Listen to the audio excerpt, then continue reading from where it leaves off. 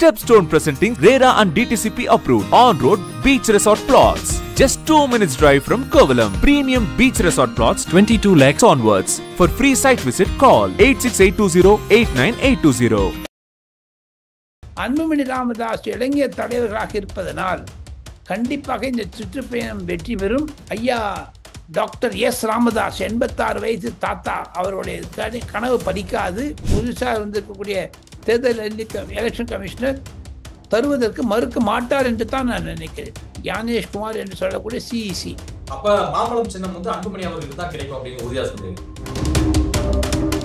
பாட்டாளி மக்கள் கட்சியில் இருக்கக்கூடிய இளம் உறுப்பினர்கள் பலர் பாஜகவில் சேர ஆரம்பித்து விட்டார்கள், அதிமுகவில் சேர ஆரம்பித்து விட்டார்கள், சிலர் தமிழ் வெற்றி கழகத்துக்கு போக ஆரம்பித்து விட்டார்கள்.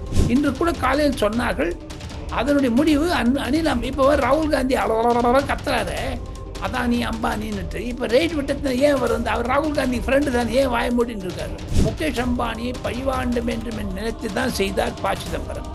இப்பொழுது அதே ப. சிதம்பரம் என்ஃபோர்ஸ்மெண்ட் டைரக்டரேட் ரெய்ட்னால அனில் அம்பானி மீது வந்து சிம்பத்தி காமிப்பதான் காமிப்பார். வழக்கறிஞராச்சு, அவர் அந்த கேஸுக்கு அப்பீல் ஆனாலும் ஆகலாம் என்று தான் நினைக்கிறேன்.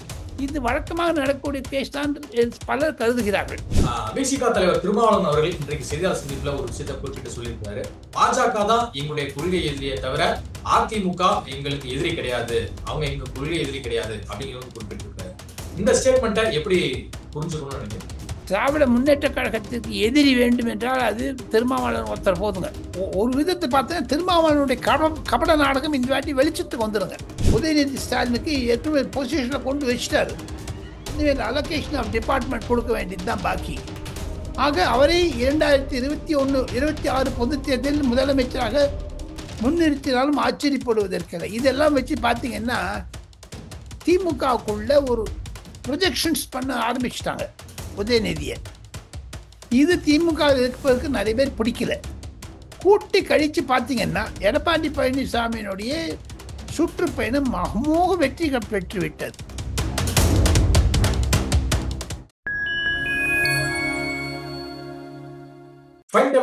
வணக்கம், நான் உங்கள் சிங்.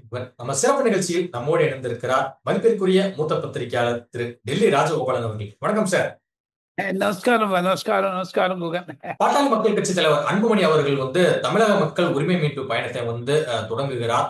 ஆனா இந்த பயணத்தை வந்து தடுத்து நிறுத்த வேண்டும், இதனால வந்து சட்டம் ஒழுங்கு பிரச்சனை ஏற்படும் அப்படிங்கிற ரீதியில பாட்டாளி மக்கள் கட்சி நிறுவனர் ராமதாஸ் அவர்கள் வந்து தமிழக டிஜிபியிடம் வந்து புகார் அளித்திருக்கிறார். இதை எப்படி பாக்குறீங்க? இந்த சுற்றுப்பயணம் மிகப்பெரிய அளவில் நடக்குமா, எப்படி நீங்க கருதுறீங்க? இப்போ டைரக்டர் ஜெனரல் ஆஃப் போலீஸினுடைய ஒரு ஆதரவுடன் அவர் செய்ய வேண்டும். இல்லை என்றால் போலீஸ் சில கண்டிஷன்ஸ்லாம் போடுவாங்க அதுக்கு, அந்த சுற்றுப்பயணத்திற்கு. இருப்பினும் அன்புமணி ராமதாஸ் இளைஞர் தலைவர்களாக இருப்பதனால் கண்டிப்பாக இந்த சுற்றுப்பயணம் வெற்றி பெறும். ஐயா டாக்டர் எஸ் ராமதாஸ் 86 வயசு தாத்தா அவருடைய கனவு பலிக்காது. எடப்பாடி பழனிசாமி அணியில் அவர் சேருவார் என்று தான் தெரிகிறது. டெல்லியில் இருந்து பாமக 2ஆக உடைந்தாலும் மாம்பழ சின்னம் பாமகவுடைய தேசிய சின்னம் is only with mister Anbumani Ramadoss என்று சொல்லுகிறார்கள் வட இந்தியாவில். அதுதான் எலெக்ஷன் கமிஷன் இருக்கக்கூடிய பின்னணி. தந்தை மகன் இனி ஒன்று சேரவே வாய்ப்பு எதுவும் இருக்கா, இல்ல டோட்டலா இந்த முடிவுகள் வந்து இப்படிதான் தொடர போகுதுன்னு நினைக்கிறீங்களா? வாய்ப்பு இல்லை என்று தான் நான் நினைக்கிறேன். கட்சி பிளந்து விடும் என்று தான் நினைக்கிறேன். ஏன்னா அவரே எலெக்ஷன் கமிஷன் போய் சொல்லியிருக்காரு, அவரே போலீஸ் ஸ்டேஷனுக்கு போறாரு. ஏதோ ஒரு இன்ஸ்ட்ருமெண்ட் போலீஸ் டேப் பண்ற சோர்ஸ் கொடுத்துருக்காரு. அவங்க என்ன பண்ணுவாங்க? இப்போ யாரையும் அட்டாக் பண்ண அது பாமக அன்புமணி ராமதாஸ் மேலதான் அந்த கேஸ் போகும். இந்த கேஸ்ல கைது செய்யப்படுவோர் யாரா இருந்து யார் வாங்கினான்னு கண்டுபிடிப்பாங்க. ஆக மொத்தம் தமிழக போலீஸ் பாட்டாளி மக்கள் கட்சியுள்ள யானை பூந்த மாதிரி பூந்துருச்சுங்க. அது உள்ள இனிமேல் எங்க ரொம்ப ரொம்ப பண்ணுவாங்க சார். ஆனா ராமதாஸ் அவர்களுடைய அந்த சொல்லையும் மீறி தடையை உடைத்து அன்புமணி அவர்கள் இந்த உரிமையை மீட்பதற்காக இந்த பயணத்தை மேற்கொண்டால் மக்களிடம் நல்ல வரவேற்பு கிடைக்குமா அன்புமணி அவர்கள்? அன்புமணி ராமதாஸ் அவர்கள் கண்டிப்பாக பாட்டாளி மக்கள் கட்சியினுடைய ஆதிக்கத்தை எடுத்துக்கொள்ள வேண்டும். இல்லை என்றால் அவருக்கு பெரிய நெகட்டிவ் பாயிண்டட் வந்து அதற்கான முயற்சிகளை அவர்கள் செய்து கொண்டுத்தான் இருக்கிறார்கள். குகன் தேர்தல் கமிஷன் கூட அணுகிவிட்டார்கள். ஓரிரு சிலவருடைய கையெழுத்து கூட போட முடியாது என்று சொல்லுகிறார்கள். எதுவும் அது வழக்குக்கு உட்பட்டது. நாளை மறுநாள் சுப்ரீம் கோர்ட்டிலிருந்து எடுத்துக்கொண்டு சுப்ரீம் கோர்ட்டினுடைய ஜட்ஜ்மெண்ட் அதை வச்சிருந்து பாட்டாளி மக்கள் கட்சிக்கு அங்கீகாரம் வேண்டும் என்று சொன்னால் அது கொடுக்க புதுசாக வந்திருக்கக்கூடிய தேர்தல் எலெக்ஷன் கமிஷனர் தருவதற்கு மறுக்க மாட்டார் என்று தான் நான் நினைக்கிறேன். ஞானேஷ்குமார் என்று சொல்லக்கூடிய சிஇசி. அப்ப மாம்பழம் சின்னம் வந்து அன்புமணி அவர்களுக்கு தான் கிடைக்கும் அப்படின்னு உறுதியா சொல்றீங்க? ஆமா ஆமா சொல்லலாம். மாம்பழ சின்னம் கண்டிப்பாக அன்புமணி ராமதாஸ் தான் கிடைக்கும். சார், இன்னொரு விஷயம் உங்கள்கிட்ட நான் கேட்கணும்னு நினைக்கிறேன். இப்ப வந்து ராமதாஸ் அவர்கள் இன்றைக்கு கொடுத்த செய்தியாளர் சந்திப்புல வந்து என்ன சொல்றாரு அப்படின்னா, கட்சி கொடியையும் எனது பெயரையும் வந்து பயன்படுத்தக்கூடாது, அப்படி விதியை மீறும் பயன்படுத்தும் நிர்வாகிகள் மீது ஒழுங்கு நடவடிக்கை எடுக்கப்படும் அப்படிங்கிறது வந்து குறிப்பிட்டிருக்காரு. சோ இதை பார்க்கும்போது தொண்டர்கள் என்ன மாதிரி கருதுறாங்க இவருடைய பேச்சையும், அதே சமயம் யார் பக்கம் போறது அப்படிங்கிற ஒரு குழப்பத்தையும் இருக்காங்களா? இது உண்மைதானுங்க. அது இப்ப இன்னைக்கு இருக்கக்கூடிய நிலைமையில பாத்தீங்கன்னா எடப்பாடி பழனிசாமியுடைய கை ஓங்கிருந்து அங்கதான் செல்வார்கள். There is no escape from them. அதான் தெரியுதுங்க. சௌமியா அன்புமணிக்கு செக் வைக்கும் விதமாகத்தான் தனது மூத்த மகள் காந்திமதி அவர்களை வந்து ஸ்டேஜ்ல ஏத்துறதுல இருந்து கட்சி கூட்டங்களை பங்கேற்க வைப்பதில் இருந்து ஒரு அரசியலில் வந்து களமிறக்குகிறாரா ராமதாஸ்? ஆமா, இறங்கு அது குடும்பத்தில் இருக்கக்கூடிய கட்சி சண்டை. அதை தவிர பாட்டாளி மக்கள் கட்சியினுடைய அறக்கட்டளை இருக்கிறதே, அதில் 12,000 13,000 கோடி ரூபாய் இருக்கிறது. அதற்குத்தான் சண்டை நடப்பது முழுக்க ரியல் எஸ்டேட் தான் சண்டை, பிக்சட் டெபாசிட்டுக்கு சண்டை, வேற ஒன்றுத்துமே கிடையாது. மாம்பழச்சினை இவர் கையில வந்துட்டு எல்லாம் இவர்கிட்ட வந்துடும். அதை தவிரங்க 84 years 85 years ஆயிடுச்சா டாக்டர் எஸ் ராமதாஸ். எதுக்குங்க இதெல்லாம் இனிமேல் பண்ணணும்? அவர் முதலமைச்சராக மாட்டேங்கிறாரு, பார்லிமெண்ட்டுக்கு வர மாட்டேங்கிறாரு, சட்டசபைக்குள்ள நுழைய மாட்டேங்கிறாரு. அப்படி இருக்கும் இதுல என்ன வைராகி வேண்டி கிடக்குது? பையனுக்கு கொடுக்கறத விட்டுட்டு பேரனை முதல் நுழைச்சினாரு முகுந்தன்.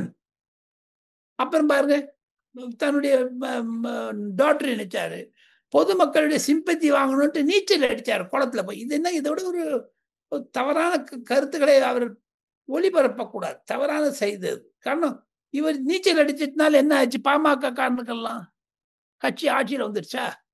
இல்ல, கட்சியினுடைய நிலைமை கீழே போயிடுது. பாட்டாளி மக்கள் கட்சியில் இருக்கக்கூடிய இளம் உறுப்பினர்கள் பலர் பாஜகவில் சேர ஆரம்பித்து விட்டார்கள், அதிமுகவில் சேர ஆரம்பித்து விட்டார்கள், சிலர் தமிழ் வெற்றி கழகத்துக்கு போக ஆரம்பித்து விட்டார்கள். டெல்லி மற்றும் மும்பையில் வந்து அனில் அம்பானி அவருடைய வீட்டில் வந்து ஈடி ரெய்டு வந்து நடந்திருக்கு. இதனுடைய முழு பின்னணி என்ன சார்? இது என்போர்ஸ்மெண்ட் டைரக்டருடைய பழைய கேஸ் தாங்க. இது ஒன்றும் புதுசு கிடையாதுங்க. அனில் அம்பானி என்பவர் ரிலையன்ஸ் முகேஷ் அம்பானியுடைய தம்பி. அவர் பல இடங்களில் ஊழல் செய்திருக்கிறார். அதில் ஒன் ஆஃப் தி கேசஸ் தான் என்று இன்று கூட காலையில் சொன்னார்கள். அதனுடைய முடிவு அனில் இப்ப ராகுல் காந்தி அவ்வளோ கத்துறாரு அதானி அம்பானின்னுட்டு. இப்ப ரெய்ட் விட்டது ஏன் அவர் வந்து அவர் ராகுல் காந்தி ஃப்ரெண்டு தானே, ஏன் வாய மூடின்னு இருக்காரு? அனில் அம்பானி சொல்வதெல்லாம் ராகுல் காந்திக்கு பிடிக்குமே, அதுதானே அனில் அம்பானியுடைய ஆப்த நண்பர் ப. சிதம்பரம் ஆச்சே. அந்த அனில் அம்பானிக்காகத்தானே நீராடிய கேஸ் எல்லாம் பண்ணிட்டு அந்த ஒலிப்பதிவெல்லாம் வெளிவிட்டார் இந்த அனில் அம்பானி மூலமா. ஸோ ஒன்று பார்க்க போனீங்கன்னா ப. சிதம்பரத்துக்கு அனில் அம்பானிக்கும் பல தொடர்புகள் உண்டு. வழக்கறிஞர் என்ற ரீதியில், பணக்காரர்களாக இருந்த ரீதியில், அதெல்லாம் விட்டுருங்க. நம்ம ப. சிதம்பரம் அவர்கள் நீராடிய டேப் கேஸ்ல அனில் அம்பானியுடன் கைகோர்த்து கொண்டு தன்னுடைய அண்ணன் முகேஷ் அம்பானியை பழிவாண்டும் என்று நினைத்து தான் செய்தார் ப. சிதம்பரம்.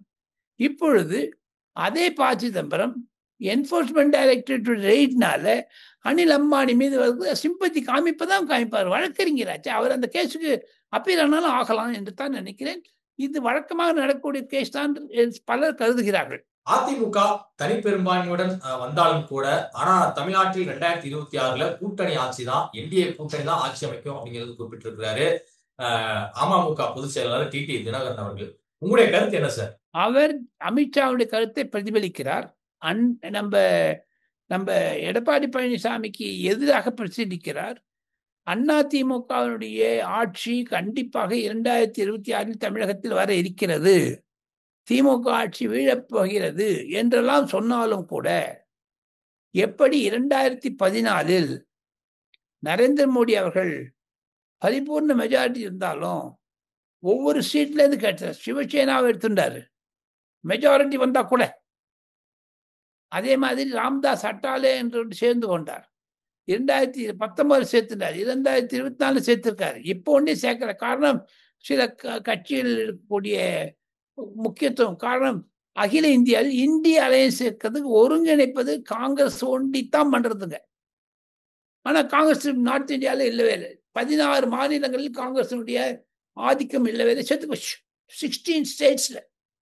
இவங்க எப்படி 2029 150 சீட்டு அல்லது 200 சீட்டு காங்கிரஸ் பெறவில்லை என்றால் அது ஆட்சி அமைப்பது கடினம். டபுள் டிஜிட்லேயே இருக்காங்க, ஒன்றும் ட்ரிபிள் டிஜிட்டுக்கு வரவே இல்லை. ஸோ ஆக மொத்தம் என்னுடைய கருத்து என்ன என்று கேட்டால், கூடிய விரைவில் இந்த இந்த இந்த மாதிரி சின்ன சின்ன இஷ்யூஸ் எல்லாம் ரிசால்வ் ஆயிடும் தான் நினைக்கிறாங்க. நான் ஆனா பாமகவும் வந்து ஆட்சியில் வந்து பங்கு கேட்கறாங்க. இன்னொரு பக்கம் தேமுதிகவும் ஆட்சியில் பங்கு தரும் கூட்டணியோடு தான் நாங்கள் வந்து கூட்டணி செல்வோம் அப்படிங்கிறாங்க.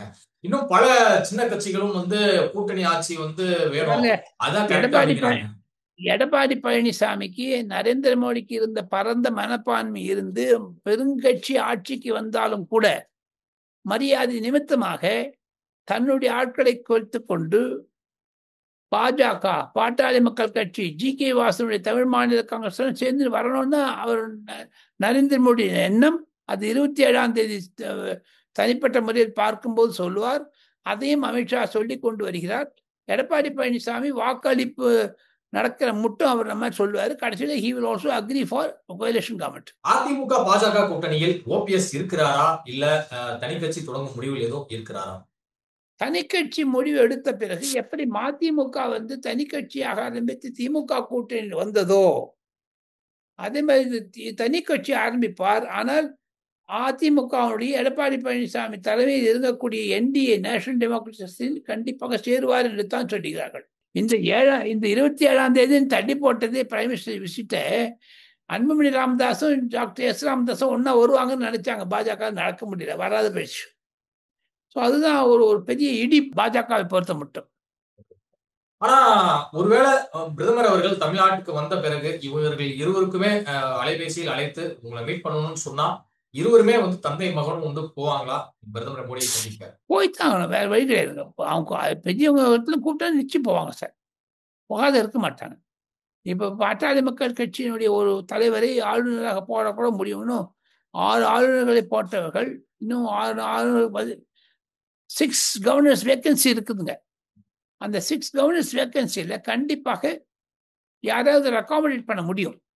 விசிக தலைவர் திருமாவளவன் அவர்கள் இன்றைக்கு செய்தியாளர் சந்திப்புல ஒரு விஷயத்தை குறிப்பிட்டு சொல்லியிருக்காரு. பாஜக தான் எங்களுடைய கொள்கை எதிரியை தவிர அதிமுக எங்களுக்கு எதிரி கிடையாது, அவங்க எங்க கொள்கை எதிரி கிடையாது அப்படிங்கிறது குறிப்பிட்டிருக்காரு. இந்த ஸ்டேட்மெண்ட்டை எப்படி புரிஞ்சுக்கணும்னு நினைக்கிறேன்? திராவிட முன்னேற்ற கழகத்திற்கு எதிரி வேண்டும் என்றால் அது திருமாவளவன் ஒருத்தர் போதுங்க. திமுகவை கலக்க விடுறாருங்க. திமுக இருக்கக்கூடிய தொண்டர்களிடையே ஒரு கசப்பு வந்து விட்டது திருமாவளவன் மீது.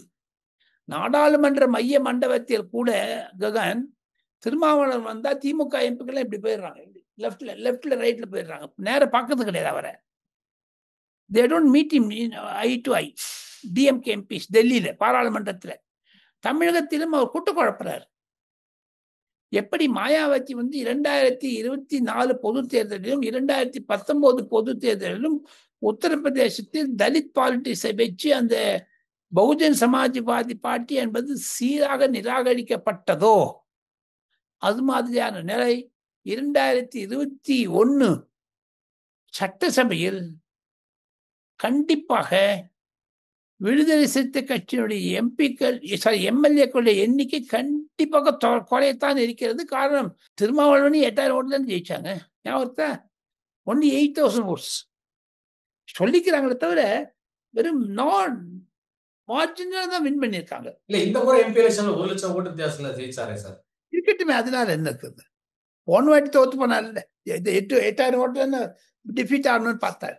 ஆக மொத்தம் அவருடைய பொது மக்களிடையே இருக்கு. எங்க கமல்ஹாசனோட கூட்டு சேரணும்னு காங்கிரஸோட பேச ஆரம்பிச்சாரு அவரு. அது எப்படிங்க முடியும்? கமல்ஹாசன் இட்டுட்டு போனாரு போன வாட்டி, அது ஸ்டாலினுக்கு எதிர்த்து. அதனால ஒரு விதத்தை பார்த்தா திருமாவளவனுடைய கபட நாடகம் இந்த வாட்டி வெளிச்சத்துக்கு வந்துருங்க. சீமானையும் விஜயும் தொடர்ந்து பாஜகவும் அதிமுகவும் அழைச்சுக்கிட்டே இருக்காங்க. ஆனா அவங்க 2 பேருமே வந்து நோ சொல்லிக்கிட்டே இருக்காங்க. இறுதியில் என்னதான் நடக்கும்? இப்ப தமிழ்நாட்டை பொறுத்த வரைக்கும் தற்போது 4 முனை போட்டி தான் தொடர்ந்துட்டு இருக்கு. எலெக்ஷன் நேரத்திலேயே இந்த 4 முனை போட்டி தானா? ஒன்னே ஒன்று சொல்றேன். 1967 தமிழ்நாடு அரசியலை சிறு வயதிலிருந்து நான் ஃபாலோ பண்ணின்னு வந்தேன். 21 வயதில் எனக்கு தினமணியில் சென்னையில் பணிபுரிய ஒரு வாய்ப்பு கிடைத்தது. 1967 என்னுடைய மரியாதைக்குரிய தகப்பனார் சாணக்கியன் என்ற பத்திரிகை நடத்தி கொண்டு வந்தார். அது ராஜாஜியினுடைய உதவிகரமாக இருந்தது. ராஜாஜிக்கு கண்டிப்பாக என்னுடைய தகப்பனார் பல கடிதங்களை எடுத்துக்கொண்டு ராஜாஜியிலிருந்து பேரறிஞர் அண்ணாவிற்கு காகிதம் இல்லத்துக்கு கொடுத்த ஒரு பெருமை என் தகப்பனாருக்கு இருக்கிறது. ஜாராமவர்தனுக்கு அன்றிலிருந்து இன்று வரை நான் தமிழக அரசியலை நொடிக்கு நொடி பார்த்து கொண்டு வருகிறேன். தாங்கள் கூறியது மாதிரி 4 முனை போட்டி என்பது தமிழகத்தில் இருக்குமா என்பது என்னுடைய சந்தேகம். மும்முனை போட்டிக்கு வச்சுக்கலாம். 4 முனை போட்டிகளை பாருங்க, தடால்னுட்டு தமிழ் வெற்றி கழகத்தில் ஆர்வம் குறைந்து விட்டது. அவர் சினிமாக்கு நடிக்க போறேன் கால் ஷீட்டுக்கெல்லாம் போக ஆரம்பிச்சிட்டாருன்னு கேள்விப்பட்டேன். விஜய் மதுரை மகநாடு நடக்க போகுது. அந்த மதுரை மகநாட்டிலே வேற ஏதாவது சொல்லுவாரா? இப்படி நம்ம கேளிக்கையாக சொல்லி கொண்டு போகலாமே தவிர டிசம்பர் ஜனவரி மாதத்தில் தான் ஒரு இறுதி கட்ட முடிவு எடுக்கப்படும். திராவிட முன்னேற்ற கழக அரசாங்கத்தை பூண்டோடு கூட்டி கழித்து, அதாவது வெட்டி எறிவேன் என்று அமித்ஷா சொன்னதற்கு எடப்பாடி பழனிசாமி அதற்கு ஆதரவு கொடுத்தார். நாடாளுமன்றத்தில் ராஜ்யசபாவிலே இது சொல்லி இருக்கிறார். லோக்சபாவிலும் அமித்ஷா சொல்லி இருக்கிறார் திமுக 2026 வெற்றி பெறாது என்று. அதற்கும் மேலாக திமுக வெற்றி பெற்றதுன்னு வச்சுங்க, உதயநிதி தான் சீஃப் மினிஸ்டர் ஆவார். ஸ்டாலின் வந்து ஒதுங்கிடுவார். அதுக்கு முன்னாடி உதயநிதி தான் சீஃப் மினிஸ்டர் ஆக போறேன்ட்டு பொது வலைத்தளங்களில் நேற்று அவர் ஐயா ஸ்டாலின் அவர்களுக்கு உடல்நிலை செய்து அவர்கிட்ட ரெஸ்பான்சிபிலிட்டி கொடுக்க போறான்னு வந்துருச்சு. உதயநிதி ஸ்டாலினுக்கு ஏற்கனவே பொசிஷன்ல கொண்டு வச்சுட்டாரு. இனிமேல் அலோகேஷன் ஆஃப் டிபார்ட்மெண்ட் கொடுக்க வேண்டியது தான் பாக்கி.